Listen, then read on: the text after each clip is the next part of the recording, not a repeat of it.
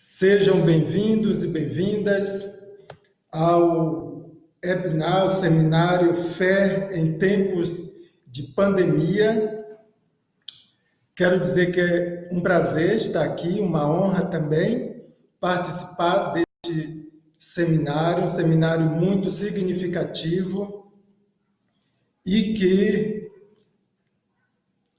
a Faculdade de Teologia da Universidade Metodista de São Paulo antecipa, não é? Inclusive, ao apresentar este seminário, propostas, não é?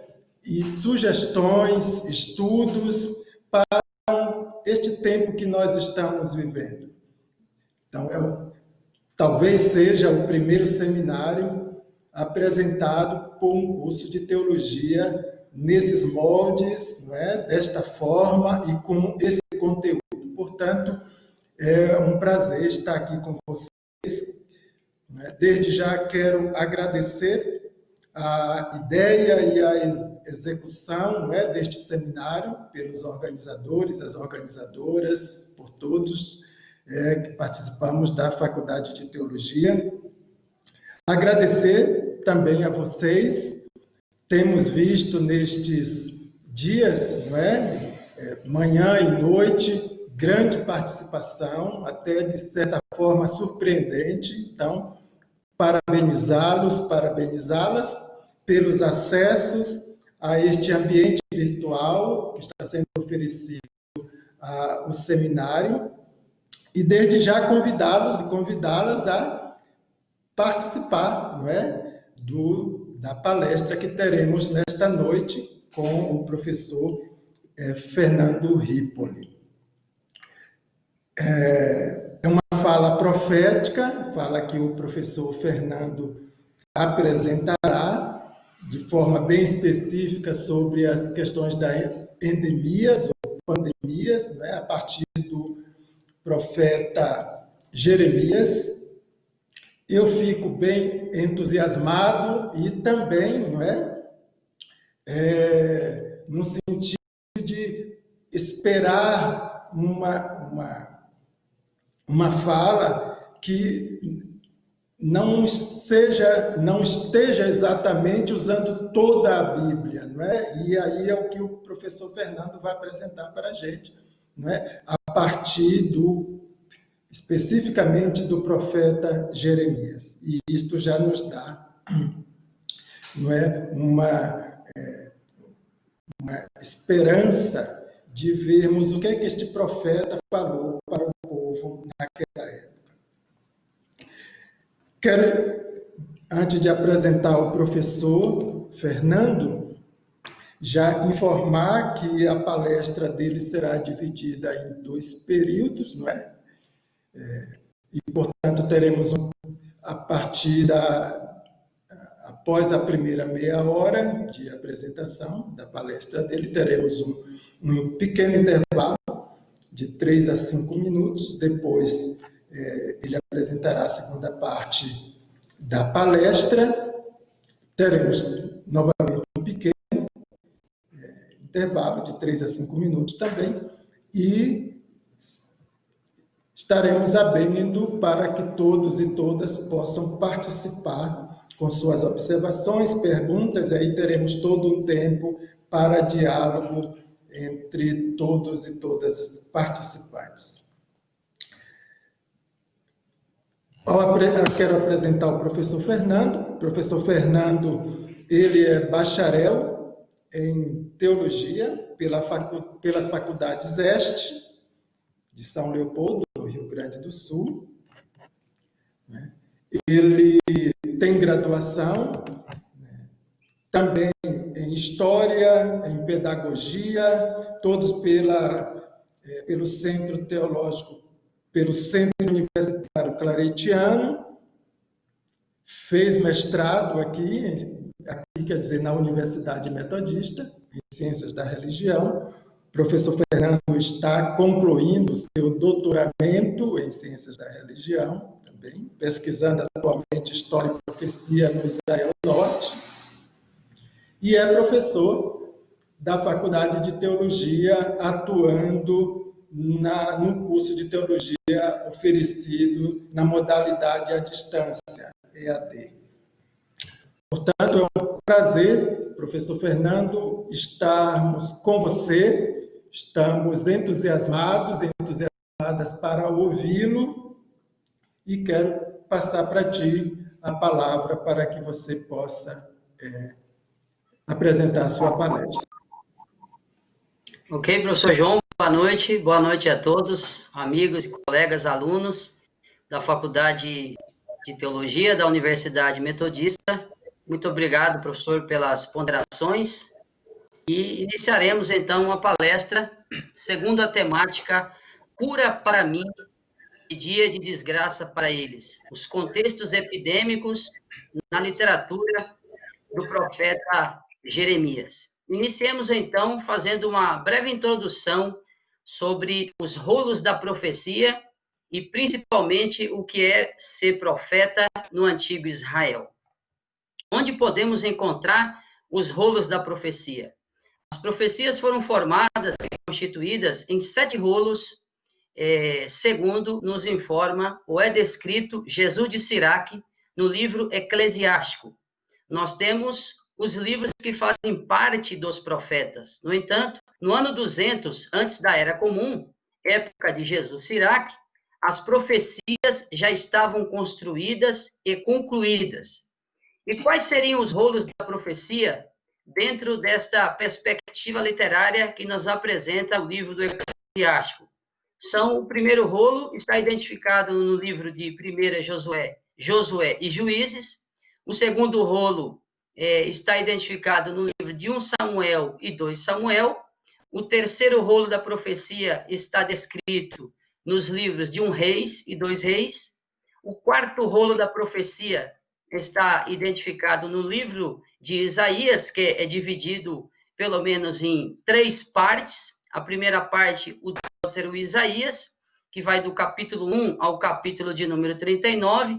A segunda parte do livro de Isaías, que seria o Deutero Isaías, o Proto Isaías, e o segundo, Deutero Isaías, dos capítulos 40 ao 55. E o terceiro, Isaías, que seria o Trito Isaías, está dividido dos capítulos 56 ao capítulo de número 66. Esse seria o quarto rolo da profecia. O quinto rolo da profecia está descrito o livro de Jeremias, que tem basicamente 52 capítulos. O sexto rolo da profecia seria o livro de Ezequiel, do profeta Ezequiel, identificado no Primeiro Testamento. E o sétimo rolo da profecia, os livros dos 12 profetas, que, na verdade, nem todos descritos nesse rolo, nesse sétimo rolo, são profetas. A formação da literatura profética estava construída neste período do século II antes da Era Comum. No entanto, pensemos no livro de Daniel. Esse livro começou a ser redigido no início do século II antes da Era Comum e sua construção se deu no período da Guerra dos Macabeus. Obviamente que alguns teóricos, alguns biblistas, historiadores que pesquisam o Primeiro Testamento, são várias datações relacionadas à construção da literatura de Daniel. Então, historicamente, o livro de Daniel é um livro mais tardio. No entanto, encontramos no livro de Daniel uma grandiosa mensagem, devido à sua profecia transitar para a apocalíptica. Aqui vem o questionamento ou a pergunta: qual a diferença entre profecia e apocalíptica? Esse seria o nosso primeiro questionamento na palestra de hoje. A profecia olha para as condições nacionais. A profecia no Primeiro Testamento, através dos profetas, realiza uma análise rigorosa da nacionalidade e das suas explorações e dos seus desvios. Desvios estes praticados pelos reis de Judá, pelos sacerdotes e pelo povo da terra. Existe uma pesquisa que foi construída pela Universidade Metodista de São Paulo, através do professor Tércio Machado Siqueira, O Povo da Terra. Para mais esclarecimentos, você pode buscar na biblioteca da Universidade Metodista e e detectar com essa pesquisa que o professor, uma pesquisa de doutorado, construída pelo professor Tércio Siqueira Machado. No entanto, os líderes religiosos da época, e assim podemos dizer, eram os maiores responsáveis em extorquir a população pobre. A Apocalíptica realiza uma leitura ou releitura das relações internacionais. Nesse sentido, a profecia teve o seu tempo concluído em uma certa etapa ou fase da história de Israel, quando a mesma olhava mais a sua nacionalidade. Vejamos que, quando no pós-exílio babilônico, Israel ele é mesclado entre os povos e possui cotidianamente problemas com outras nações, das quais a população de Israel serem descritas neste contexto como colônias. No entanto, é necessário observarmos estas relações de colônias, relações estas detectadas com os povos, como, por exemplo, os persas, os gregos, os romanos e assim sucessivamente. Nesse sentido, e principalmente nesse contexto histórico, o discurso apocalíptico é um discurso anti-imperialista na sua profundidade, ou no seu lado positivo. Nesta contextualização historiográfica da profecia, não nos é retratado sobre o novo Israel. É descrito, sim, sobre o novo céu e a nova terra. Podemos encontrar uma citação no livro identificado pelo Trito Isaías, capítulo 65, versículo de número 17, onde nos descreve da seguinte maneira: com efeito, criarei novos céus e nova terra. As coisas de outrora não serão lembradas, nem tornarão a vir ao coração, que, na verdade, também é uma preocupação de uma das narrativas do livro de Apocalipse, que também é apocalíptica. Na profecia, a nova criação tem no seu centro o novo Judá e o novo Israel Norte. Na apocalíptica, esse Sião que é renovado é identificado como um abrigo internacional de todas as nações. E isso nos apresenta o saudoso professor Milton Schwantz. As pesquisas sobre a apocalíptica são extremamente importantes para os dias de hoje. A profecia é um caminho provisório em nossa leitura do Primeiro Testamento. O caminho definitivo da linguagem teológica é a apocalíptica, e nesse sentido, o livro atribuído a Daniel está neste contexto. Entre outros, como, por exemplo, o livrinho apocalíptico do proto-Isaías, descrito nos capítulos 24, 25, 26 e 27. O livro atribuído a Daniel, capítulos 1 ao 12, Apocalíptica de João, o livro do Apocalipse, já agora no Segundo Testamento, entre outros textos, mas nos vem outro questionamento: qual é realmente o papel da profecia no Primeiro Testamento? Nos vem este questionamento nesta noite. Na perspectiva do professor Rafael Rodrigues da Silva, os profetas na Bíblia são conhecidos antigamente como curandeiros e visionários. Portanto, na Antiguidade de Israel Norte, podemos observar na narrativa de 1 Samuel, capítulo 9, versículo 1 ao versículo de número 9, onde nos é descrito que antigamente, em Israel Norte, quando as pessoas precisavam consultar os deuses, elas ou eles se direcionavam aos visionários de sua época. Nesta perícope, o profeta Samuel. Esta afirmação é importantíssima na narrativa, devido ser a mais antiga característica da profecia em Israel. É a profecia dos visionários. Aquele visionário que é capaz de consultar os deuses e dizer o que vai acontecer e o que está acontecendo. A palavra da profecia, nesse contexto, é referida àqueles profetas que olham a realidade do presente.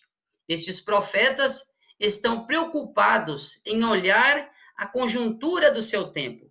Estas profecias são capazes de dizer o que está acontecendo no presente e relatando à população israelita que as coisas não vão melhorar, vão, na verdade, piorar, tanto no amanhã quanto no futuro.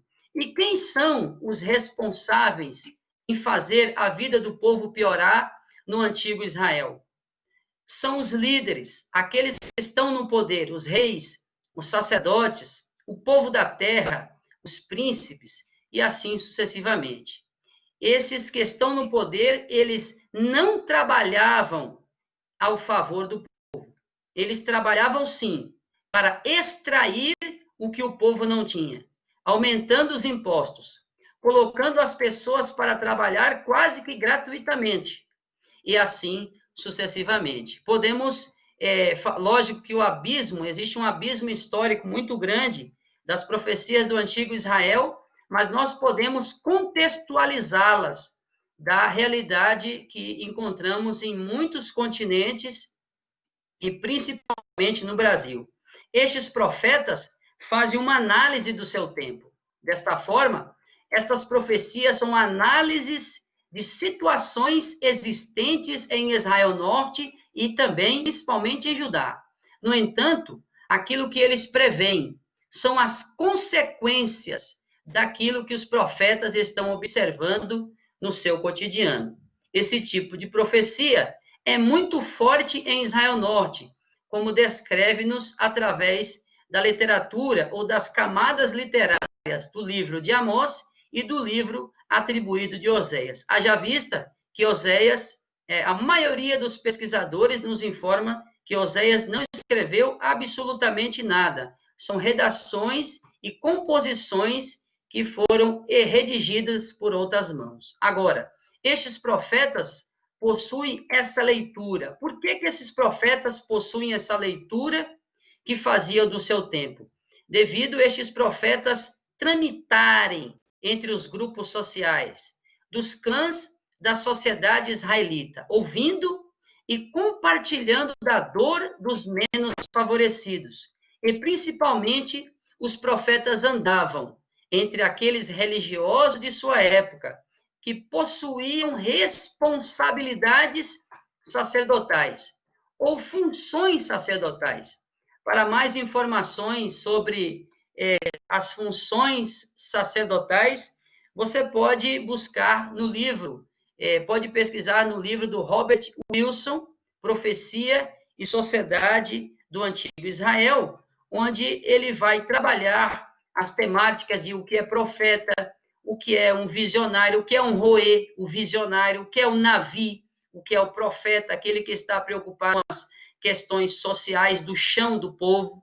Você vai encontrar lá na literatura do Robert Wilson as construções do xamã, do feiticeiro, do mago, do médium, do adivinho, do sacerdote, do místico e principalmente daqueles sacerdotes intermediários. Estes profetas eram sempre presentes neste meio de extorsão. O templo, a roça, os trabalhos artesanais e principalmente a localidade da eira. O templo e a eira é onde nós observamos pela literatura do Primeiro Testamento as maiores explorações dos sacerdotes, dos oficiais de Jerusalém e daqueles que tinham uma responsabilidade com a religião. Eles observavam também as relações nacionais e internacionais. Esses profetas estavam preocupados nas conjunturas do seu tempo.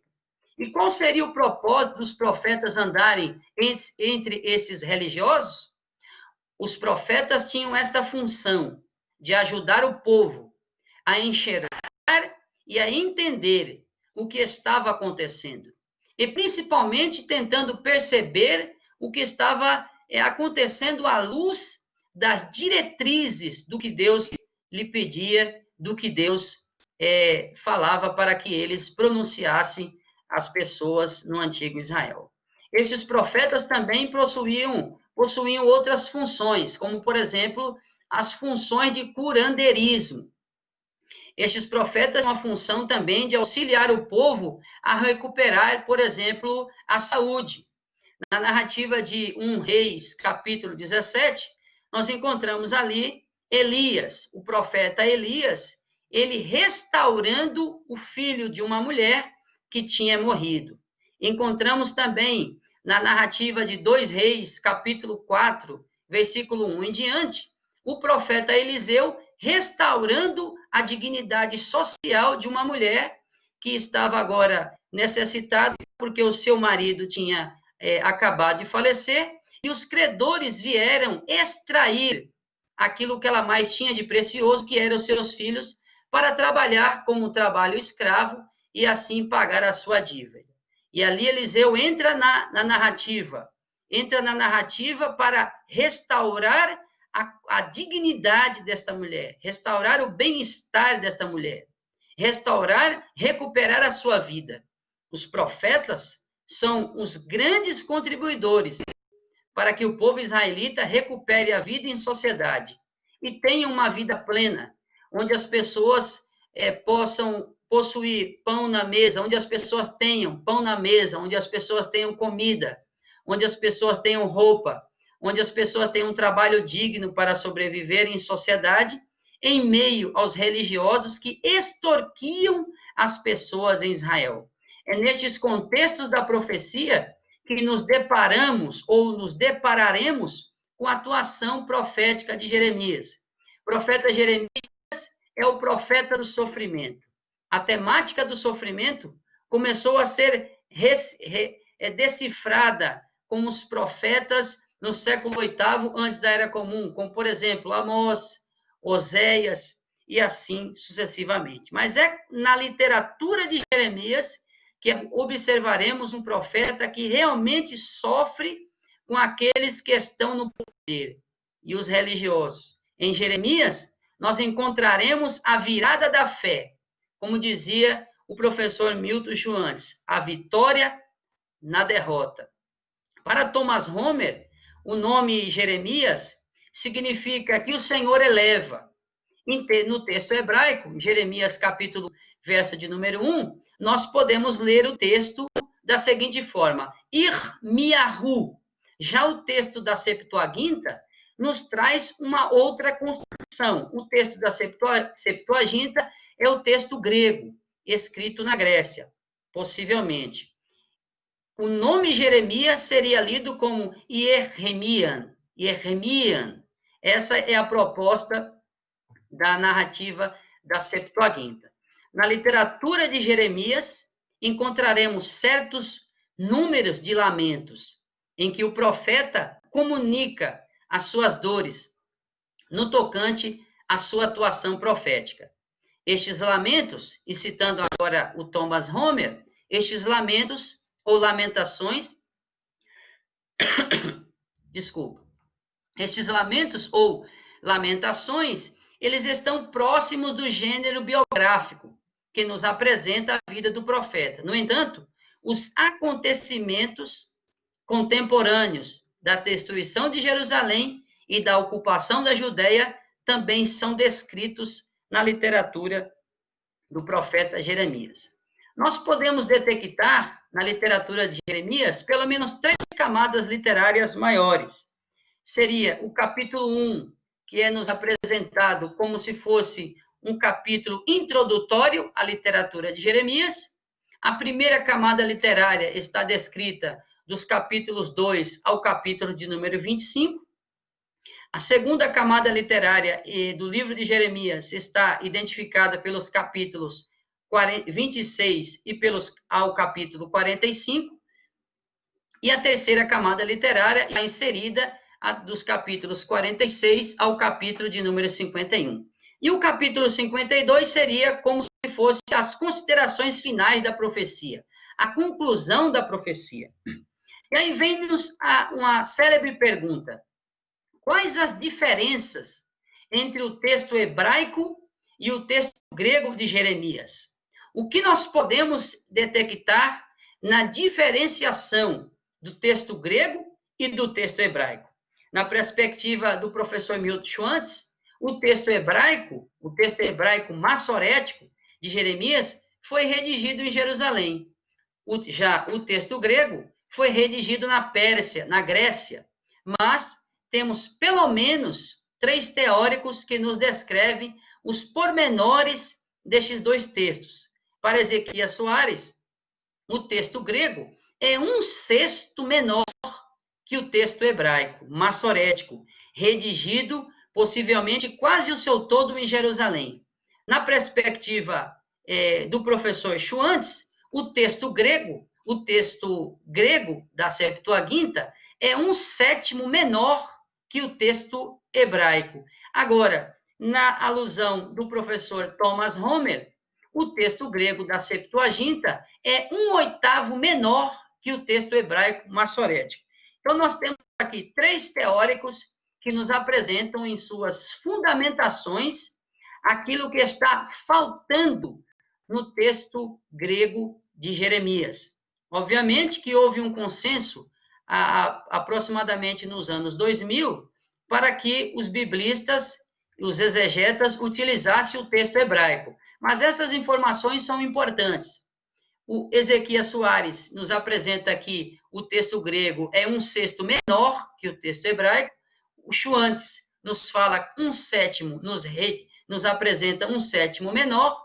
E Tom Homer nos diz que o texto grego, a Septuaginta, do livro de Jeremias, é 1/8 menor que o texto hebraico, redigido possivelmente em Jerusalém. Para Soares, nós temos pelo menos 2.700 palavras a menos no texto grego da Septuaginta, faltando assim aproximadamente 6 a 7 capítulos, e principalmente as mensagens contra as nações. Elão, não temos no texto grego Elão, não temos no texto grego Egito, não temos no texto grego Babilônia, não temos no texto grego a Septuaginta Filístia, Fenícia, Tito, Sidom, não temos Edom, não temos Amon, Quedar, Azor, Damasco e Moabe. Conteúdos presentes na literatura do texto hebraico de Jeremias. Agora, onde nós podemos encontrar essas diferenciações que faltam no texto grego e são apresentadas no texto hebraico? Dos capítulos 46 de Jeremias, do texto hebraico ao 51, nós encontramos aqui os conteúdos que faltam, que estão faltando na literatura ou no texto organizado em grego. A organização dos capítulos também, do texto hebraico massorético e do texto grego da Septuaginta, são diferentes. Temos, em Jeremias, um livro construído como se fosse uma colcha de retalhos.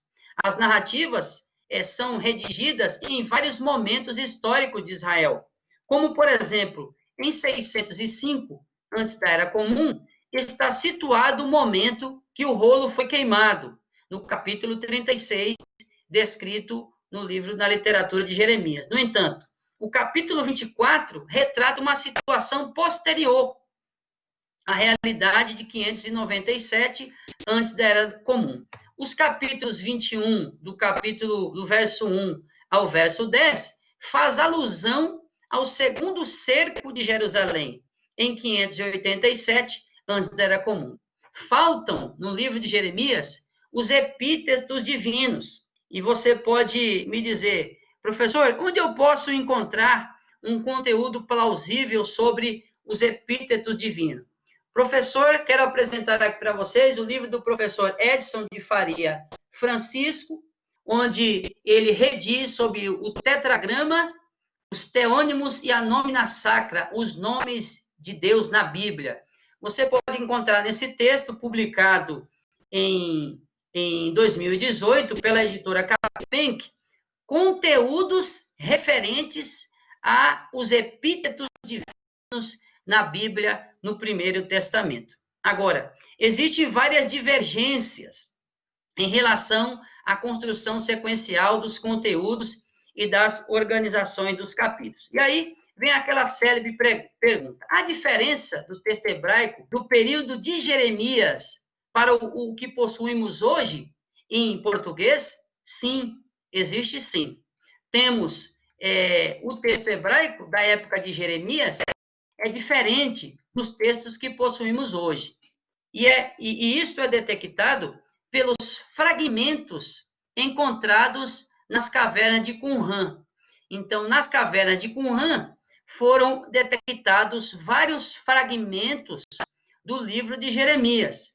Então, nós temos lá o maior conteúdo dos rolos de Jeremias que foi encontrado, ou das partes do livro de Jeremias que foram encontrados na caverna de Qumran, foi na caverna 4.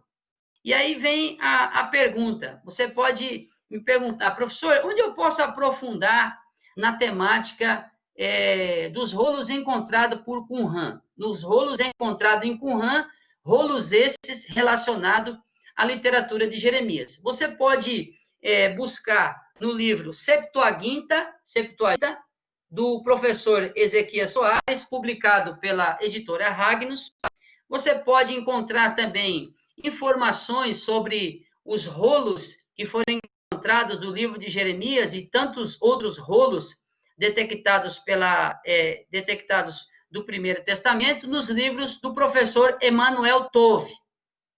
Lá, nos livros do professor Emanuel Tove, você pode encontrar conteúdos sistemáticos e didáticos e pedagógicos sobre os rolos encontrados na localidade de Qumran.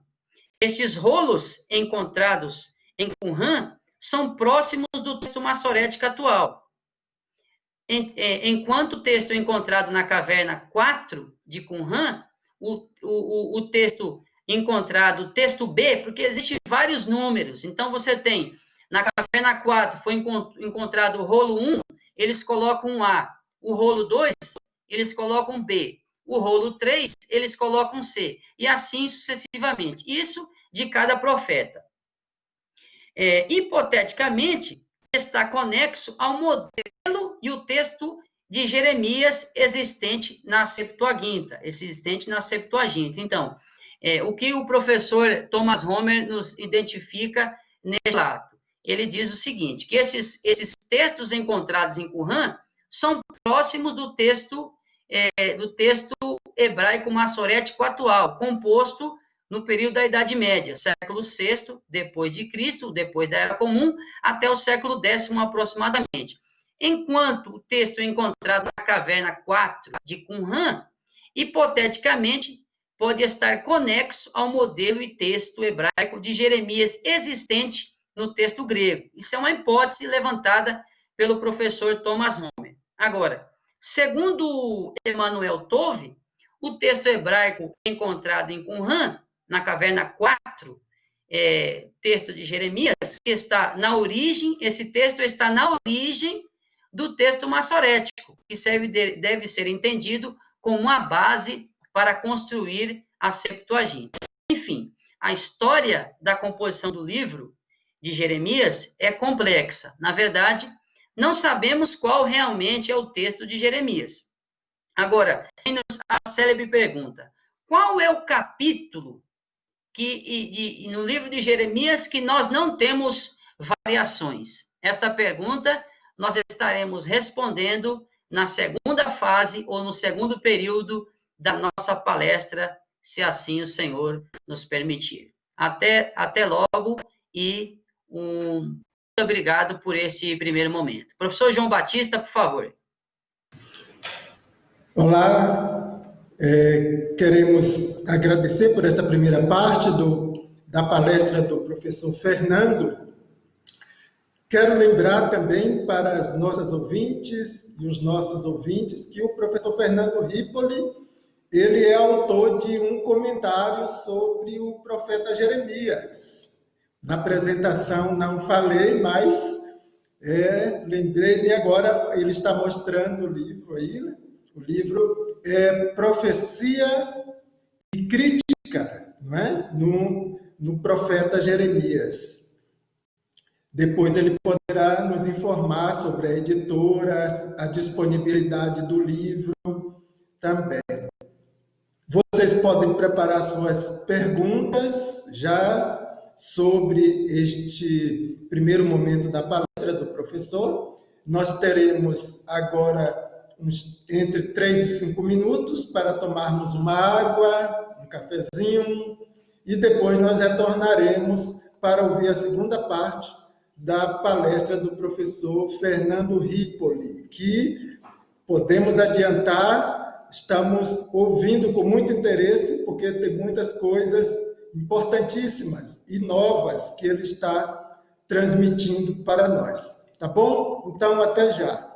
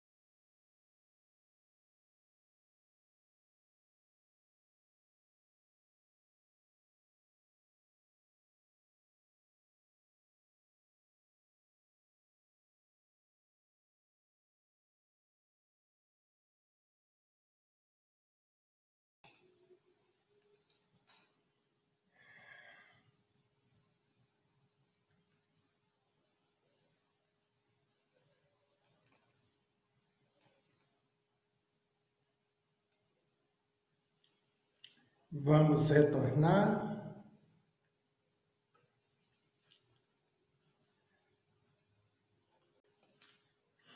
Olá, vamos retornar para a segunda parte da palestra do professor Fernando. Professor Fernando.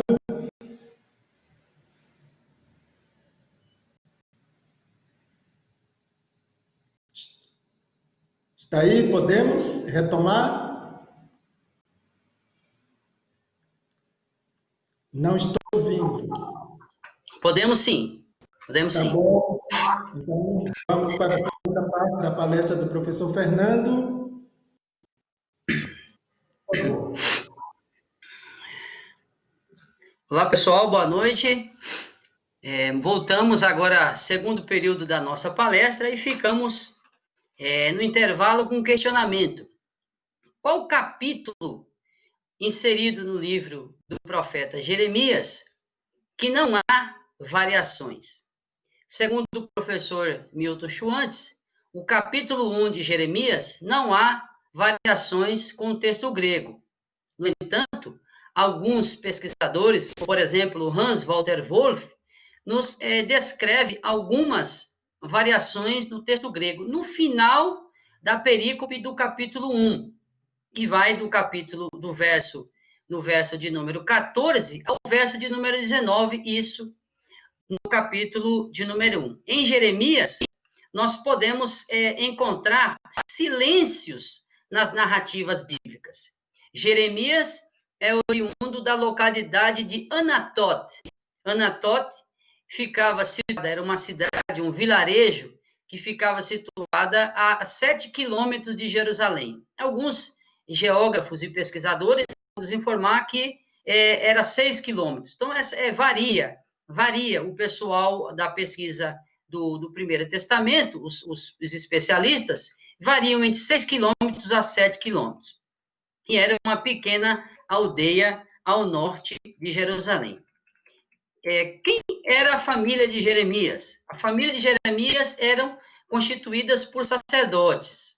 Alguns especialistas, como, por exemplo, Hans Walter Wolff, ele nos apresenta que Jeremias foi levita, mas nós não temos muitos teóricos que nos dizem isso, apesar que o professor Hans Walter Wolff foi professor e tutor do Dr. Milton Schwantz em Heidelberg, na Alemanha, quando ele construiu o seu doutorado na área de Bíblia, pesquisando o direito do pobre. Isso, doutor e professor Milton Schwantz, saudoso professor Milton Schwantz. Então, a família de Jeremias, eles eram sacerdotes. Neste momento, nesse contexto da literatura de Jeremias, existiam sacerdotes que trabalhavam o dia inteiro, mas tinha aqueles sacerdotes que eram mais, como podemos dizer no nosso linguajar aqui no Brasil, eram mais folgados, né? Eles apareciam somente uma vez no mês no templo para trabalhar. Outros sacerdotes, os mais especiais, ficavam em Jerusalém, aqueles que eram de famílias nobres, aqueles que tinham poder aquisitivo mais alto, ficavam já em Jerusalém, não tendo esse problema de transitar das localidades, das aldeias, para a localidade de Jerusalém. Somente poderia sacrificar, o sacerdote só poderia sacrificar se possuísse uma herança sacerdotal. No entanto, nós reiteramos aqui nossa fala nesta noite. Não sabemos se Jeremias iniciou a sua vida de sacerdote. Não há indícios sobre isso. Mas é importante nós relatarmos aqui que os pais e os irmãos de Jeremias não gostavam de Jeremias. Não gostavam de Jeremias. Temos de identificar isso nas narrativas e nos textos de Jeremias. Agora, existe uma discussão também no judaísmo de quem era o pai de Jeremias. Na literatura bíblica, no texto em português, de tradição católica ou de tradição protestante, nos apresentado que o pai de Jeremias era Euquias. Mas um célebre filósofo da Idade Média, o Maimônides, pesquisador sobre o judaísmo, nos retrata que Jeremias ele era da linhagem de Itamar. Itamar era o pai de Jeremias e não Ilquias, né? Porque Itamar era da descendência de Abiatar, chefe dos levitas de Jerusalém. Então, há uma discussão no judaísmo de quem era o pai de Jeremias. No entanto, no texto bíblico, na narrativa bíblica, em português, em hebraico e em grego, nos apresenta, redigido nas literaturas, que o pai de Jeremias era Euquias. Mas no judaísmo existe esse debate, né? Que o pai de Jeremias não era Euquias, e sim Itamar. Seguimos. Em certo momento da atuação profética de Jeremias, ele vai para Jerusalém, e lá é acolhido por uma família, possivelmente a família de Safã. Algumas pessoas dessa família eram ministros em Jerusalém. Jeremias, quando ele é chamado para o ministério profético, nós podemos encontrar aqui no texto bíblico. Se você pode acompanhar, se você tem uma Bíblia na sua casa, você pode acompanhar em Jeremias, capítulo de número 1, texto este que, segundo o professor Milton Schwantz, não tem variação. No verso de número 7 do capítulo de Jeremias, está descrito da seguinte maneira. A minha tradução diz Yahvé. A sua pode aparecer aí Senhor ou Deus, mas iremos chegar ao mesmo caminho, né? Yahvé, porque é uma tradução mais próxima das cópias dos originais. Por que eu falo cópias? Porque nós não temos os originais. Nós temos as cópias das cópias das cópias. E aí é um problema, mais um problema para resolver, que acredito que nós não resolveremos, mas é o que nós temos, né? No capítulo 1, verso 7 do livro de Jeremias, está descrito desta forma, mas o Senhor, na minha tradução, Yahvé, me disse, não digas eu sou ainda uma criança, O termo criança aqui em hebraico é Naar. Para o professor Milton Schwantz, Jeremias é vocacionado entre 15 a 20 anos aproximadamente. Ele já estava passando da adolescência para a fase adulta. Para o professor Hans Walter Wolff, ele tinha 20 a 22 anos. Então, essa questão da data de quando ele foi chamado, de qual era a idade de Jeremias quando ele foi vocacionado, também é uma discussão entre os pesquisadores. Mas nesse capítulo 1 de Jeremias, nos identificado que ele diz para Javé, ou Javé diz para ele, mas Javé me disse, não digas, eu sou ainda criança, eu sou ainda um Naar, aproximadamente de 15 a 20 anos, possivelmente Jeremias tinha descrito nessa perigo, né? Jeremias não tinha muita simpatia com o rei Josias.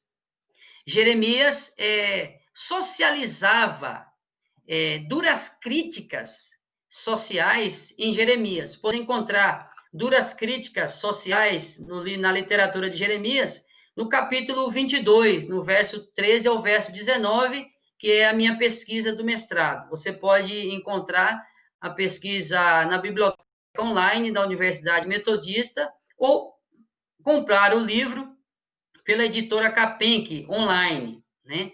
Quando o rei Josias morre, essa também é uma interpretação do judaísmo, e alguns biblistas entram por esse viés da pesquisa, nos descrevendo que quando Josias morre, em 609, antes da Era Comum, morre também a esperança messiânica com ele. Especialistas esses, como, por exemplo, a professora aqui da Universidade de São Paulo, a professora Suzana Schwartz, ela transita por essa interpretação. Agora, morreu-se Josias, era necessário adentrar outra pessoa no trono de Judá. Morre-se Josias, e aí o texto nos apresenta no capítulo 22, o capítulo 22 de Jeremias, que quem é inserido, e o capítulo também 23 de 2 Reis, nos descreve que o rei Necal, do Egito, insere Jeoaquim no trono de Judá. Neste período, houve um aumento dos impostos. Obviamente que Joaquim, aqui no texto, ele fica com uma dívida. Ele fica com uma dívida com o rei Necal II, o rei Neco II, devido ele ter colocado o Jeoaquim no trono de Judá. Começando assim, ao aumento dos impostos, também começou-se a gerar vários escravos. E como se preparava a dívida, e como se pagava a dívida externa nesse período? Como que Jeoaquim, ele idealizou o pagamento da dívida externa nesse período? Aumentando os tributos e principalmente ativando o templo. No primeiro ano do reinado de Jeoaquim, foi arrecadado aproximadamente 300 quilos de prata, 300 quilos de prata entregues como tributação ao Egito, 30 quilos de ouro, aumentando-se o tributo e fazendo as pessoas trabalharem como um trabalho escravo, né? Como se arrecadava prata e ouro se não existia banco nessa época? Você ativa o templo, ativava o templo e aí ficava fácil para arrecadar ouro e prata, né? E o único lugar, o templo é o único lugar que tem ovelha gratuita. Cobrando mais, você arrecada mais. E outra, o templo era sagrado. Quanto mais sagrado, melhor para extorquir a população. O templo de Jerusalém é usado para explorar e para extorquir. Isso, obviamente, que nós estamos fazendo aqui uma análise literária do Primeiro Testamento e da conjuntura da literatura de Jeremias relacionada ao reinado do rei Jeoaquim. E como isso acontece? Como isso acontece, essa exploração?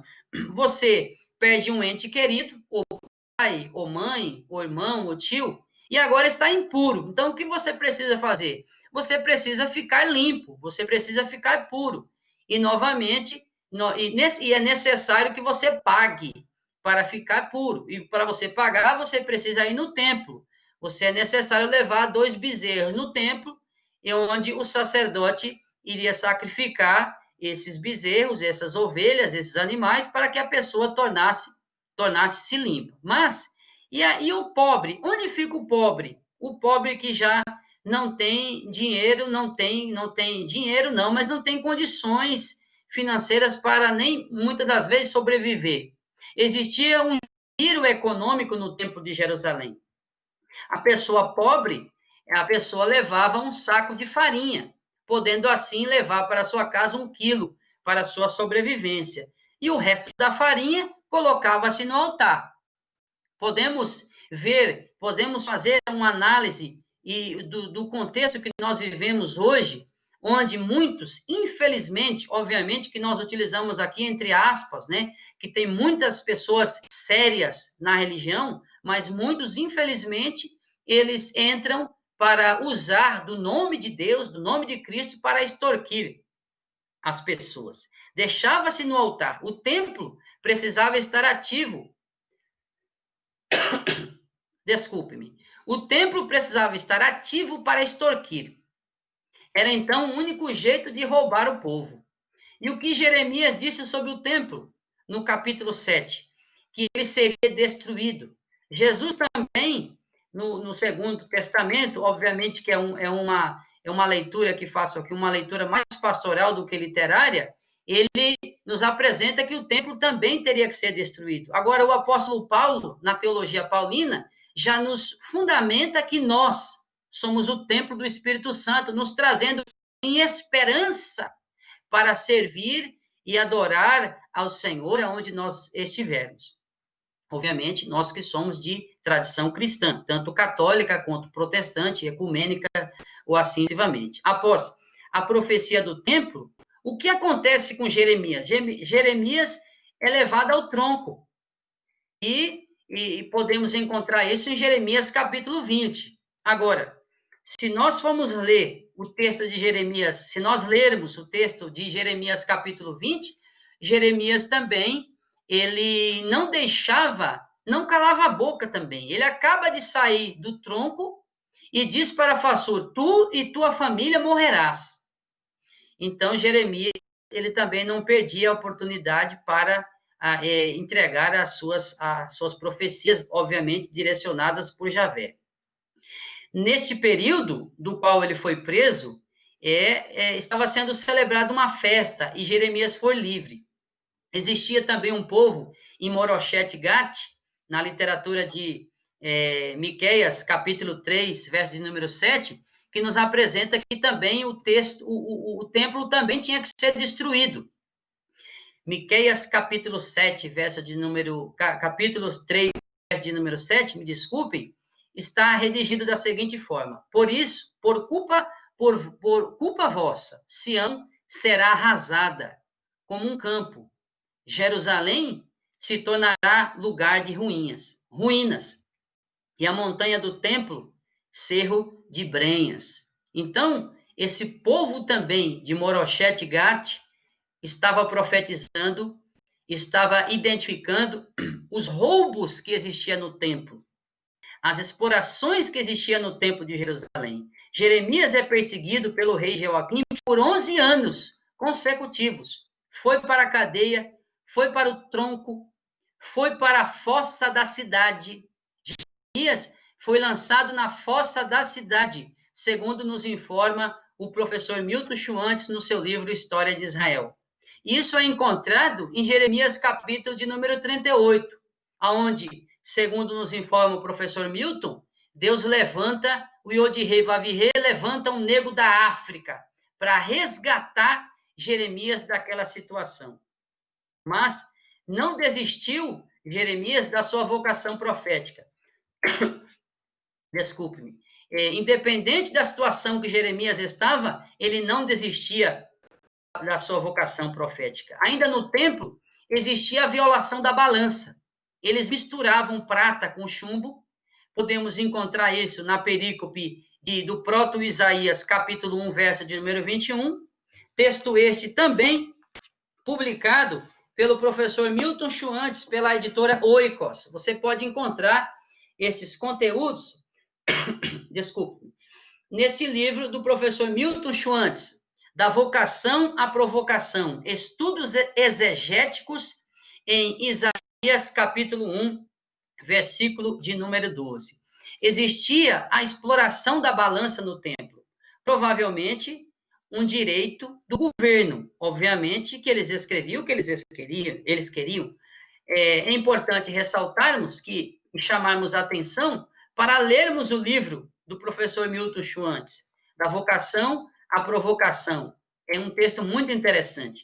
As perseguições do livro, as perseguições do rei Jeoaquim a Jeremias, chega ao ápice, onde Jeremias declara em suas lamentações, Jeremias, capítulo de número 20, verso de número 8, a palavra de Yahvé tornou-se para mim opróbrio e ludíbrio todo dia, verso de número 8. No verso de número 9 de Jeremias, capítulo 20, é apresentado pela literatura de Jeremias, não aguento mais.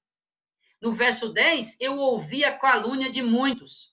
Ou, no verso 11, todos aqueles que estavam em paz comigo aguardam a minha queda. No mesmo momento que Jeremias lamenta e diz, mas Yahvé está comigo como poderoso guerreiro. Dentro dessa perspectiva literária, nós podemos ver que Jeremias tinha real certeza da sua vocação profética. E esta vocação profética, nós estamos precisando hoje nas igrejas atuais. Precisamos de profetas que denunciem as práticas injustas e violentas praticadas por sacerdotes na religião e fora da religião. Jeremias cresce na resistência contra o poder dos opressores. É neste contexto de resistência que nos deparamos com a perícope de Jeremias, capítulo 17, versículo 14 ao versículo de número 18. A perícope é uma perícope de lamento e foi construída nos contextos historiográficos do rei Jeoaquim. Possuímos algumas palavras interessantes nessa narrativa hebraica, importantes para a compreensão dessa narrativa, como, por exemplo, o termo hebraico meroé, que significa pastorear ou ser pastor. O ser pastor ou pastorear neste texto significa pastorear para a desgraça ou para o mal. E aí é uma perspectiva do texto hebraico. Agora, a Vulgata Latina descreve-nos que este texto, essa palavra pastorear, está relacionada a não tenho problema para seguir-te como meu pastor. Essa é a indicação do texto da Vulgata Latina. Agora, a versão grega de Áquila e de Símaco, segundo nos informa o professor Kenneth Terra, professor da Faculdade Unida, ele nos informa que a versão grega de Áquila e Símaco trazem o termo do mal para o grego, significando apocaquias. Então, nós temos aqui a interpretação do texto hebraico, que significa meroé, pastorear ou ser pastor, o significado da Vulgata Latina, que esse termo significa não tenho problema para seguir-te como meu pastor, e também o texto de Áquila e Símaco, e traduzem o termo apocaquis como do mal. Isso no verso de número 16. O verso de número 16 da perícope de Jeremias nos informa a seguinte construção. E eu não apressei para a desgraça de ti. E dia incurável não ansiei. Tu conheceste, saída da boca minha, diante da tua face esteve. Esse texto, essa composição foi redigida e trabalhada pelo professor Terra. No entanto, pressupondo o termo hebraico meroé, nós temos, segundo Terra, como o meraá do mal, da desgraça. Esta opção de leitura das palavras hebraicas nos sugere uma coesão da narrativa. O professor Edson de Faria Francisco, ele traduz o termo hebraico nessa perícope como também meroé, mas do que apacenta. Termo este aparecendo na literatura de Jeremias uma vez somente. A tradução do texto hebraico nos dá outro sentido, né? Nós podemos ver que o texto está amplamente relacionado à narrativa construída pelo profeta Jeremias. Agora, o que nos chama a atenção é a expressão do verso de número 14, de Jeremias, capítulo 17, onde nos descreve-nos: restaura-me, Javé, e serei restaurado, salva-me, e serei salvo, porque louvor para mim tu és. Esta construção é importante para entendermos os conteúdos maiores da narrativa. O termo louvor na perícope refere-se à adoração, a agradecimento. O termo apressai na perícope envolve a ideia de se envolver em uma atividade com vigor ou desejar a chegada rápida. Verso de número 16 nos apresenta: eu não apressei para a desgraça de ti. Verso de número 17, nós temos ainda o termo incurável, que está relacionado a uma ferida ou uma doença que não pode ser curada. Nos versos de número 13, dos versos de número 13 aos versos de número 16, é uma composição do poema. Os versos de número 16 e 18, Jeremias pede para Javé poupá-lo de sua ira e derramá-la sobre os seus inimigos. Os termos desgraça, destruição e maldade, que o termo hebraico é ra'á, são termos que estão num contexto maior da perícope de Jeremias. O texto de Jeremias 17, verso 14 a 18, tem o seu eixo central sobre o dia da desgraça, que está relacionado às pesquisas, às perseguições de Jeremias. A narrativa é construída com um estilo poético. Restaura-me, Yahvé, e serei restaurado. Salva-me, e serei salvo. Esta perícope é tratada como um dos momentos mais íntimos do profeta Jeremias, onde ele apresenta os seus pensamentos e as suas orações. Nesta perícope possuímos somente as queixas de Jeremias. Não possuímos somente as queixas de Jeremias, mas Jeremias está falando por um grupo maior de pessoas que não têm a oportunidade de falar por causa dos religiosos e opressores. O contexto da perícope é o contexto do perigo e do conflito. E contexto este, e por solicitar, e é neste contexto de perigo, é neste contexto de conflito que Jeremias grita com alta voz, clama em alta voz, solicitando a cura e a salvação de Yahvé para a população oprimida. Temos na perícope aqueles que não dão crédito ao davar de Yahvé, a palavra de Yahvé. Eles não acreditavam nas palavras de Yahvé. A perícope é colocada nos contextos históricos do altar, as altas, ou melhor dizendo, das altas arrecadações direcionadas ao Egito e depois Babilônia. O rei Jeoaquim extorquia o povo para cumprir, segundo Terra, um compromisso tributário internacional.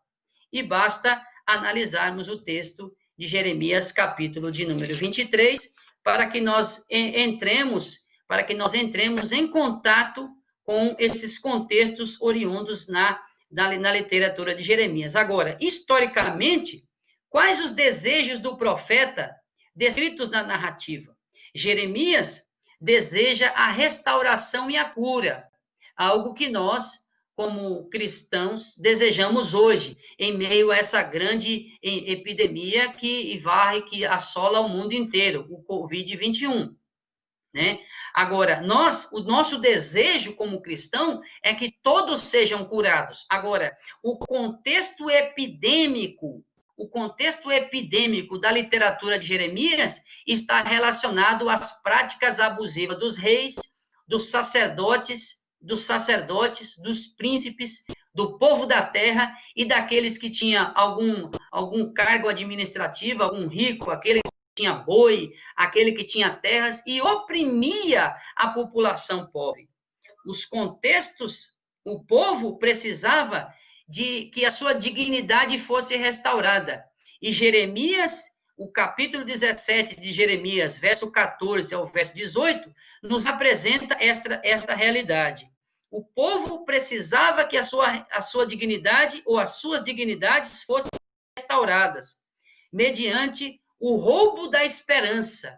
Que quem fazia esses roubos? Aqueles que estavam no poder, aqueles que usavam do nome de Deus, do nome do Senhor, para explorar. A exploração era direcionada aos pobres, era direcionada às viúvas, era direcionada aos estrangeiros, aos órfãos, aos camponeses e assim sucessivamente. No entanto, Jeremias se posiciona contra as práticas violentas do rei Jeoaquim, que estava roubando a dignidade e a esperança dos pobres, das viúvas, dos estrangeiros, para que estivesse bem, para que se estivesse bem com aqueles que situavam-se em outras nações, como, por exemplo, Egito e depois Babilônia.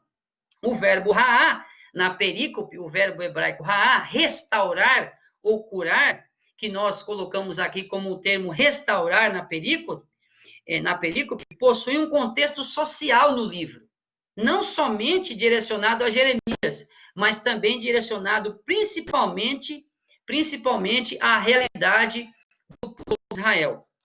Podemos encontrar um contexto social, literário mais amplo do termo restaurar, descrito na perícope de Jeremias, capítulo 17, verso 14 ao verso 18? Sim. Em Jeremias, capítulo 51, verso 9, nós encontramos na narrativa a mudança da postura política e econômica. E isso reivindicado por Jeremias. Outra perícope, nós podemos encontrar os contextos literários desse termo ra'á em Jeremias, capítulo 33, verso de número 6. Temos lá, na narrativa, a restauração social e política, segundo nos apresenta Terra. Como dizia o professor Milton Joantes, um lamento, por si só, é palavra de gente sofrida, é dito de pobre. A narrativa é um lamento do povo. A narrativa descrita em Jeremias, capítulo de número 17, verso 14 ao verso de número 18, é um lamento de pessoa sofrida. O altar no templo tinha anexado taxas altíssimas de tributo. E a religião feria os pobres e necessitados. Os tributos estavam, através dos tributos, as pessoas estavam adoecendo. Por isso que Jeremias, ele se posiciona contra as práticas violentas dessa população ou desses religiosos no antigo Israel. É neste contexto que Jeremias grita por cura, grita por restauração para a sociedade e também para ele.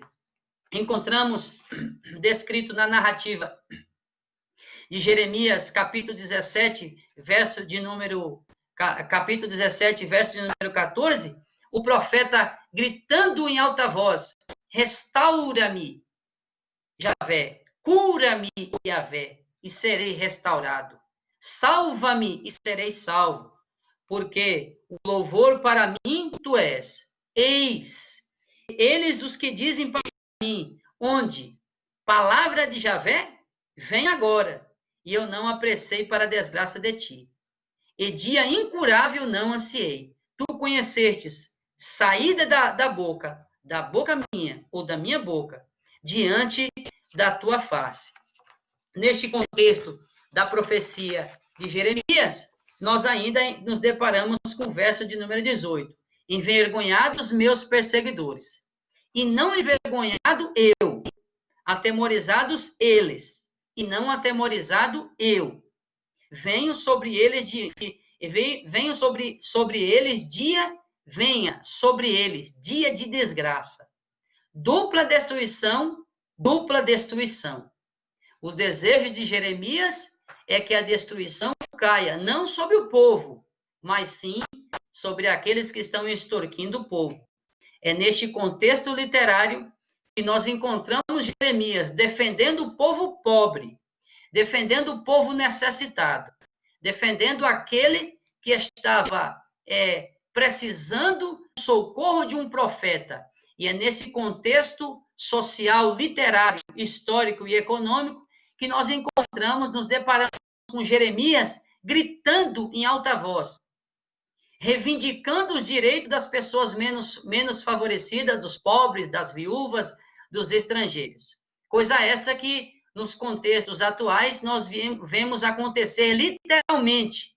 Haja vista, nós reafirmamos aqui, nesta palestra, nesta noite, que as epidemias que estavam prejudicando o povo na literatura de Jeremias está relacionada às práticas violentas de Judá, principalmente dos seus sacerdotes, que utilizavam do nome de Deus para ir contra aquilo que Deus pedia e aquilo que Deus almejava de bem-estar, de saúde social para a sociedade israelita em Israel Norte ou em Judá. Quero aqui agradecer por esta palestra e peço agora que o professor João Batista retome, por gentileza. Muito obrigado e daqui a pouco voltamos aí para os questionamentos e as perguntas. Professor João Batista, por favor.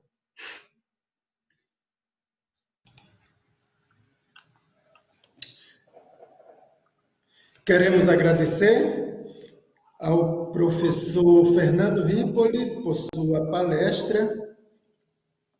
Temos bastante questionamentos, observações, perguntas que visam contribuir, não é, com a palestra e com este seminário. Antes, porém, quero dar dois avisos, duas informações. Uma informação, me parece que já foi dada na segunda-feira pelo professor Márcio Divino, mas eu queria informar também, talvez pela segunda vez, se for o caso, de que o professor Márcio Divino publicou um artigo sobre essa temática na revista Caminhando, o último número da revista Caminhando, que saiu neste início de maio. Tem um artigo com essa temática escrito pelo professor Márcio Divino. Então, é um convite também a navegarem pelas páginas do periódico da Faculdade de Teologia, a revista Caminhando. Uma outra informação que também pode interessar a todos nós, a todas nós, é que as palestras, os conteúdos apresentados e que ainda serão apresentados amanhã nas palestras da sexta-feira, o último dia do seminário, esses conteúdos serão publicados, a princípio, em e-book, mas vamos ver também a possibilidade de publicarmos na forma impressa, em edição impressa, em livro. De qualquer forma, fica aí a boa notícia, né? A boa nova para todos e para todas, de que as palestras apresentadas aqui no seminário serão publicados e disponibilizado para todos, interessados, para o público em geral. Uma outra informação acerca da profecia, como o tema foi profecia, temos um livro que foi publicado em 2018 pela Editel, a editora da Faculdade de Teologia da Igreja Metodista, né?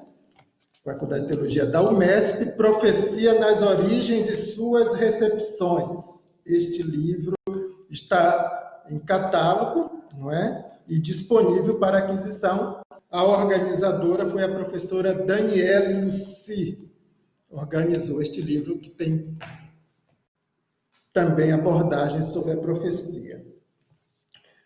Nós vamos passar para as perguntas e a participação de todas vocês, de todos vocês.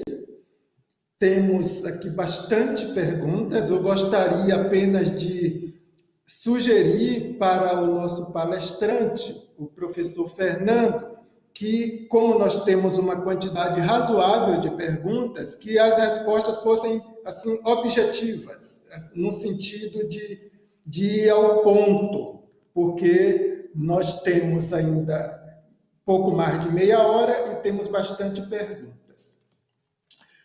Posso fazê-las, professor Fernando? Sim, pode fazê-la, sim. Então, eu vou aqui colocar as três primeiras perguntas, que, por sinal, é de uma única pessoa, o Eric de Souza. Ele pede para que você explique os milagres operados por profetas. Explicar os milagres operados por profetas. A segunda, ele pergunta quando deu início o profetismo no antigo Israel. E a terceira, ele pergunta sobre as diferenças do texto hebraico. Ele diz assim: essas diferenças do texto hebraico de Jeremias são resultado da Septuaginta, é por causa da Septuaginta? Eu só peço licença ao professor Fernando, antes de passar a palavra para ele, que sobre a segunda pergunta do Eric, quando deu início à profecia no antigo Israel, no Israel Norte, tem um capítulo neste livro, cujo título é Origens e Função do Profetismo no Antigo Israel, que por acaso foi escrito por este que vos fala. Eu não me apresentei, inicialmente eu sou o João Batista, vocês sabem, mas tem muita gente nova aqui, participando do seminário, e eu não sou tão conhecido assim, não é? Professor do Primeiro Testamento e de disciplinas ou módulos com aderência ao Primeiro Testamento na Faculdade de Teologia, e desenvolvo pesquisa de pós-doutorado na Faculdade de Ciências e Letras da Universidade Estadual Paulista. Passo já para o professor Fernando responder essas três primeiras perguntas. Professor João, eu perdi aqui a sua pergunta. A primeira é sobre a cura dos profetas, né? A primeira é explicar os milagres operados por profetas. A segunda, quando deu início o profetismo no Antigo Israel. E a terceira, se as diferenças no texto hebraico são causadas pela Septuaginta. As diferenças do texto hebraico são causadas pela Septuaginta. Sim, vamos lá. Quando iniciou o profetismo em Israel. Bom, começamos aqui então pela primeiro questionamento do Eric de Souza, explicar a questão dos milagres, né? Nós não sabemos se realmente esses milagres eles aconteceram na íntegra. Por quê? Porque são narrativas de memórias. Então, dentro de uma perspectiva da literatura do Primeiro Testamento, né, eu acredito que eu não sei se a pergunta dele está nesse âmbito, mas os milagres no Primeiro Testamento, ele está dentro de uma perspectiva da memória daqueles redatores que redigiram a literatura. São histórias estas construídas na beira do poço, são histórias construídas na beira do fogão, diante do caminho. Então, literariamente, nós não sabemos se esses milagres aconteceram, porque são narrativas de memória. Agora, partindo da perspectiva de quando inicia o profetismo em Israel, na minha perspectiva, o profetismo em Israel inicia em Israel Norte. E nós podemos, professor, quero aqui até citar um artigo que o professor José Ademar Cafre publicou em 2016, onde ele traz pistas do profetismo iniciado em Israel Norte. Agora, partindo para a terceira pergunta, se as diferenças do texto hebraico foram causadas pelo o texto da Septuaginta. É isso, professor João? É isso, né? É isso, tá. Então, se as diferenças do texto hebraico foram causadas pelo o texto da Septuaginta. Não. O texto da Septuaginta, ele foi reconstruído, segundo o Emanuel Tove, a partir do texto hebraico existente do período de Jeremias, que possivelmente seria alguns rolos encontrados na caverna de Qumran. O texto de Jeremias é o melhor texto, ou o texto hebraico é o melhor texto para nós analisarmos e construirmos conteúdos referentes àquilo que possivelmente acontece, ou é descrito, melhor dizendo, é descrito na literatura do profeta Jeremias. É isso, professor. Tá bom, vamos para as próximas perguntas. Temos uma pergunta da Luzmila Barreto. A Luzmila quer saber onde está a referência cura para mim e desgraça para eles no livro do profeta Jeremias, que por sinal é o título da tua palestra, não é? Onde está a referência cura para mim e desgraça para eles no livro do profeta Jeremias. Posso colocar as outras, mais duas, ou você quer responder esta primeiro? Pode falar, pode fazer. A próxima é da Daniela, não tem sobrenome, a Daniela. Ela pergunta: há alguma profecia em Jeremias que se relacione com os dias atuais? E aí eu já coloco a terceira, que é semelhante, do Eric Souza, que ele pede para contextualizar. Então, seria uma contextualização, alguma profecia de Jeremias que se relacione com os dias de hoje. Certo. Vamos lá. O texto que fala sobre... o texto do tema é o texto da perícope de Jeremias, capítulo 17, versículo de número 14 ao versículo de número 18. Esse é o texto que está relacionado ao título da palestra. À vista que é um texto que foi... o tema da palestra nasce a partir do artigo publicado pelo professor Kenner Terra, da Faculdade Unida. Então, o texto da palestra, o tema, a temática da palestra nasce a partir do artigo do professor Kenner Terra. Haja vista que o conteúdo da palestra foi relacionado a várias literaturas que eu pesquisei sobre o profeta Jeremias e principalmente sobre o profeta, ou a posição do profeta no antigo Israel. Agora, o verso de número 14 nos informa assim, do capítulo 17: cura-me, Yahvé, e serei curado. Salva-me, e serei salvo. Porque és meu louvor. Eis que eles me dizem: onde está a palavra de Yahvé? Que ela se realize. E não me cheguei a ti para o mal. E assim vai até o verso de número 18. Então, O texto referenciado da palestra está em Jeremias, capítulo 17, verso 14 ao 18. Agora, podemos contextualizar a literatura de Jeremias para os dias atuais? O abismo histórico, eu disse isso aqui no decorrer da palestra, é muito grande, mas nós podemos, através do texto e da literatura atribuída ao profeta Jeremias, nós encontrarmos pistas e fazermos leituras hermenêuticas para as nossas realidades sociais.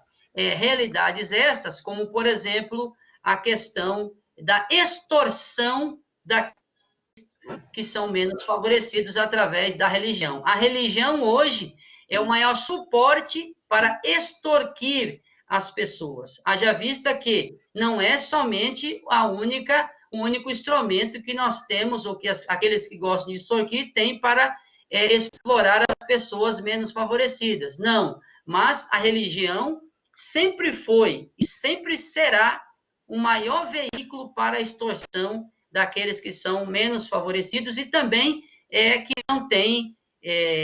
não tem informação do contexto bíblico, tanto do Primeiro Testamento quanto do Segundo Testamento. Então é isso, professor João. Muito bem.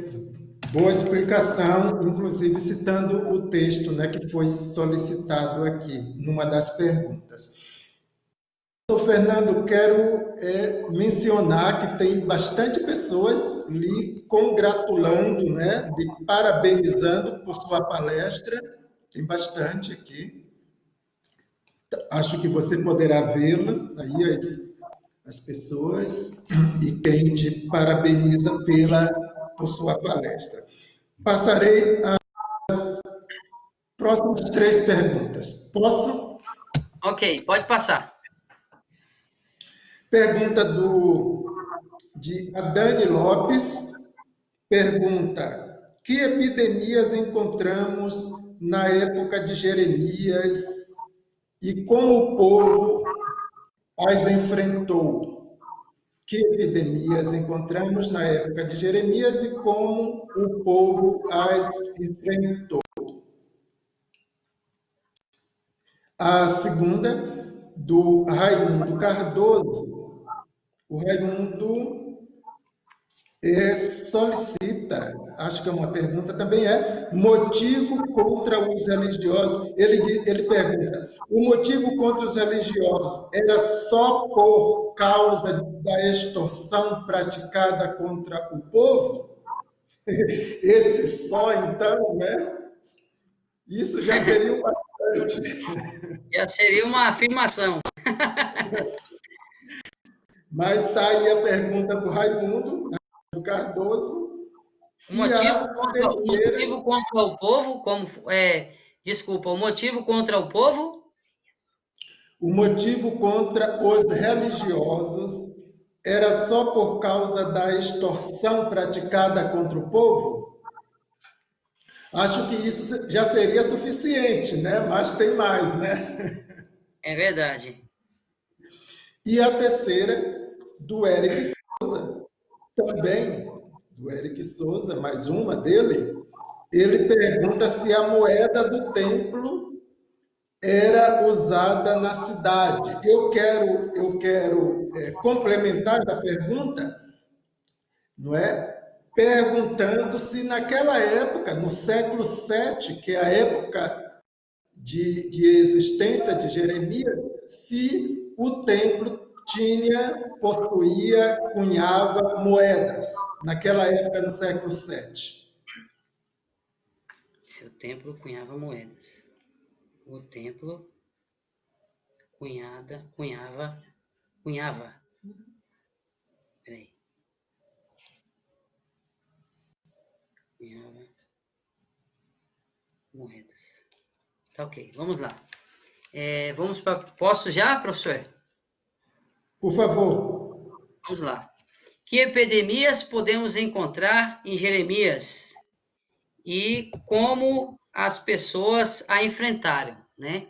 Eu uso a metáfora no título para falar de epidemias relacionadas ao âmbito econômico e político de Israel.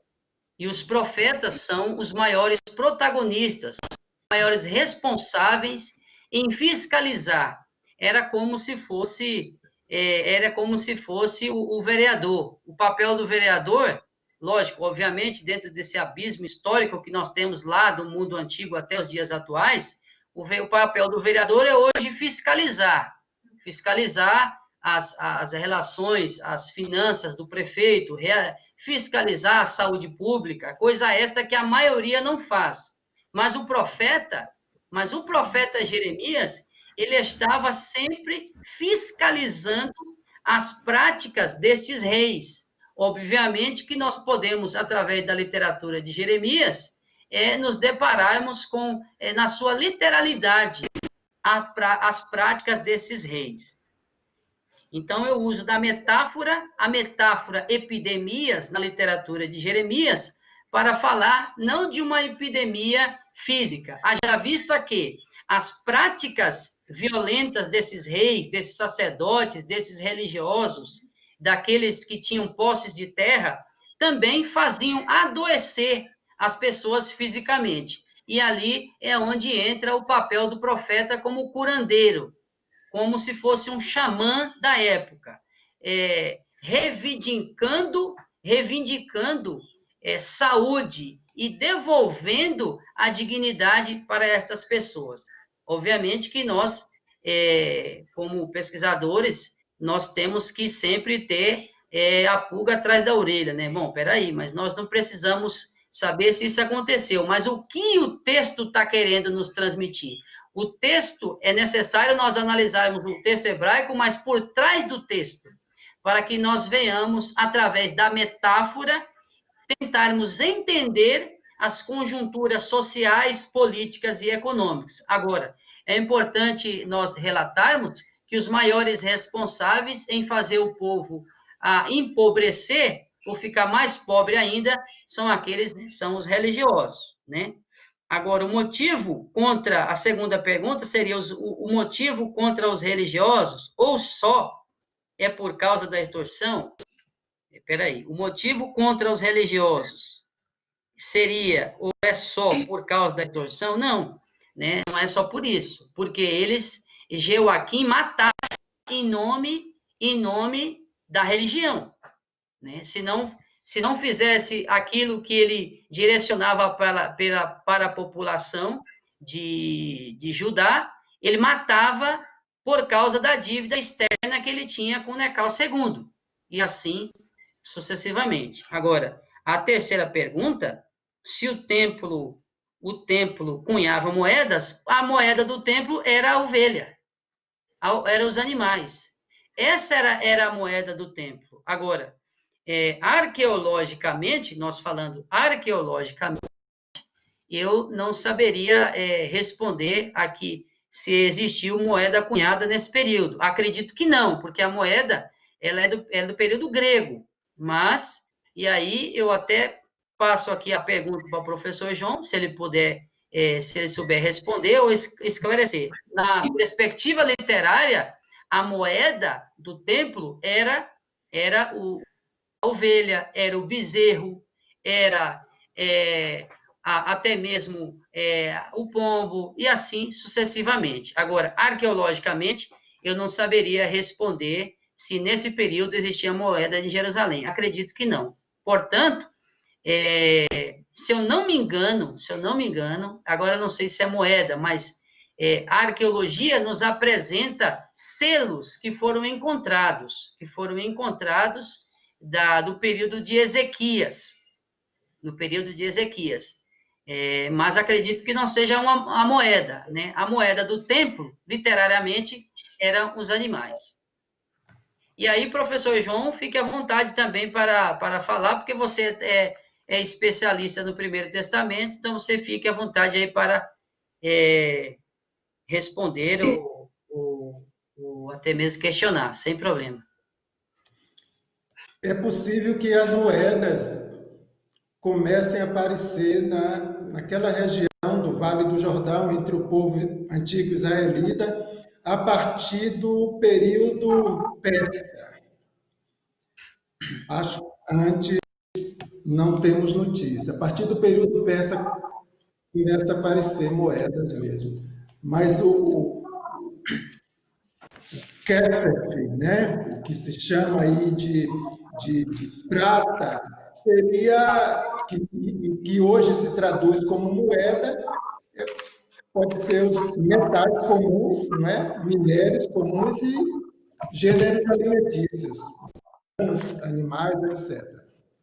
Posso passar para a próxima?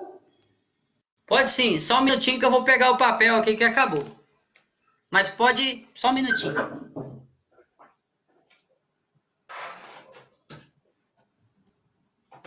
Quero salientar um aspecto da palestra do professor Fernando, que, no meu ponto de vista, foi muito relevante, muito importante.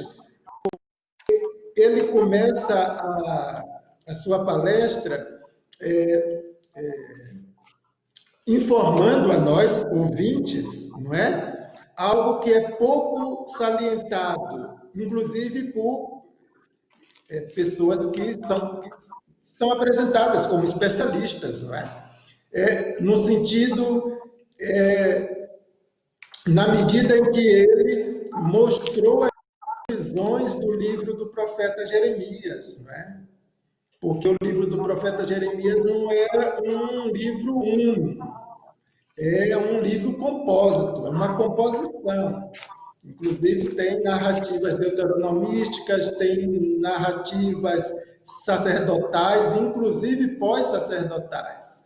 E achei muito relevante o fato do professor Rivoli ter mostrado essas camadas literárias, não é? Essa organização no livro do profeta Jeremias. Muito obrigado por ter feito isso. Passo para as próximas perguntas. Já foi 9. Pode? 10. Uma pergunta aqui, ó. Quais as contribuições da leitura de Jeremias que poderiam trazer para as reflexões da sociedade nesse tempo de pandemias? Quais as contribuições que uma leitura do livro do profeta Jeremias pode nos trazer, nos fornecer, não é? Como proveito para esse tempo de pandemias.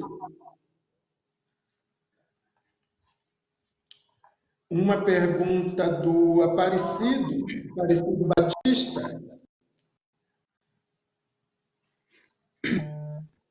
Sim. Deve ser boa a pergunta do Aparecido Batista, porque ele tem meu sobrenome.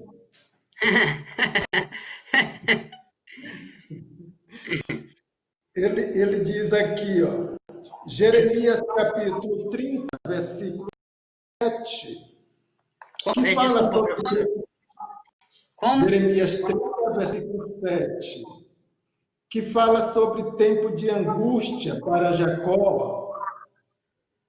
Ele diz que tem sido relacionado esse texto com o advento da Covid-19, não é? Deus me livre. Tem pessoas que estão relacionando esse texto para dizer que o profeta já havia anunciado isso lá no século XVII, não é? E os profetas também do mesmo contexto de Jeremias. Então, o que você acha sobre essa relação que está sendo feita? Qual a sua opinião sobre isso?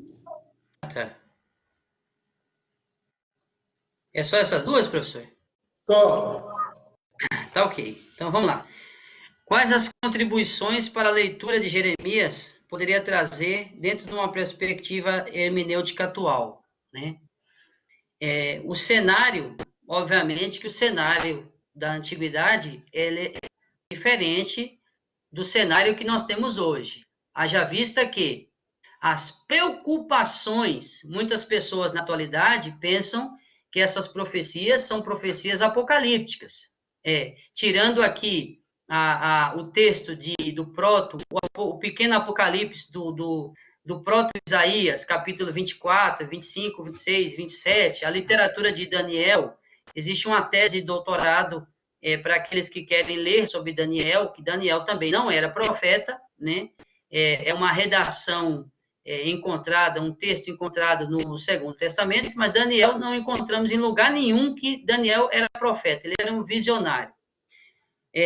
Bom, dentro dessa perspectiva das contribuições hermenêuticas, a leitura que nós podemos fazer do profeta Jeremias para os dias atuais, é só nós vermos a irresponsabilidade daqueles que estão no poder para a sociedade brasileira ou a sociedade nos outros continentes, como a América Central, como a América do Norte e assim sucessivamente. Aqueles que deixam de cuidar da saúde das pessoas em sociedade pode ser, sim, inserido dentro de um contexto da literatura jeremiânica. Obviamente que nós temos um abismo histórico gigante. Agora, nós podemos fazer correlações. A realidade é diferente, mas a intenção pode ter sido a mesma. Agora, pode ser considerada a mesma. Agora, a segunda pergunta de Jeremias 30, verso 7, tempo de angústia para Jacó, eu cito aqui para qual o nome da pessoa, professor João? Aparecido Batista. Aparecido Batista, vou anotar aqui.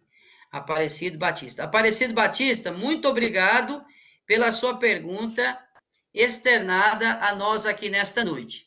Existe uma tese de doutorado construída na Universidade Metodista de São Paulo, que Luciano Petelevitsky trata exclusivamente dessa questão de Jeremias capítulo 30 e Jeremias capítulo 31. Haja vista, eu posso encurtar o caminho para você, né? Mas se você quiser ler, eu vou aqui encurtar o caminho, mas é necessário que você leia o texto, que é uma pesquisa acadêmica que te dará real certeza daquilo que eu vou falar aqui nesta palestra. O texto de Jeremias 30, verso 7, na sua literalidade, não tem como relacionar com os dias atuais, por causa do contexto que está sendo redigido a sua literatura e as profecias do antigo Israel serem profecias relacionadas ao seu período contemporâneo, não como é interpretado nos dias de hoje, que a profecia é futurística, né? Podemos encontrar, no contexto da profecia do antigo Israel, dos profetas como Jeremias, como Amós, como Oséias, como Miqueias de Moroshete Gate, como Elias, como Eliseu, e assim sucessivamente, como Samuel, que também é considerado um roê, na verdade, não profeta, mas é considerado um visionário, Samuel. Né? Até o capítulo, se eu não me engano, até o capítulo de número 12, ou 16, de 1 Samuel capítulo 16, Samuel é considerado roê, visionário. Só depois, posteriormente, que Samuel é considerado Navi. Mas, o texto de Jeremias, volto a ressaltar, o texto de Jeremias 30, verso 7, não tem nada a ver com a realidade que nós observamos nos dias atuais. Infelizmente, pessoas utilizam textos da Bíblia para justificar o seu presente e até mesmo oprimir, até mesmo colocar mais medo, infelizmente. Haja vista que, na perspectiva do profeta Jeremias, a sua esperança está no Deus de Israel. A sua esperança não está na constituição política e econômica daqueles que estão no poder. Mas, haja vista, nós temos que também identificar que aquele que está no poder tem a responsabilidade de trazer o shalom, de trazer a cura, de trazer caminhos saudáveis para que a sociedade viva um bem-estar diante de Deus, diante de Cristo ou de determinada religião. Obviamente, dentro dessa leitura ecumênica que eu faço do texto da Bíblia. É isso, professor João. Obrigado, professor Fernando. Nós não temos mais perguntas aqui. aqui. Temos mais parabéns aqui, mas não perguntas.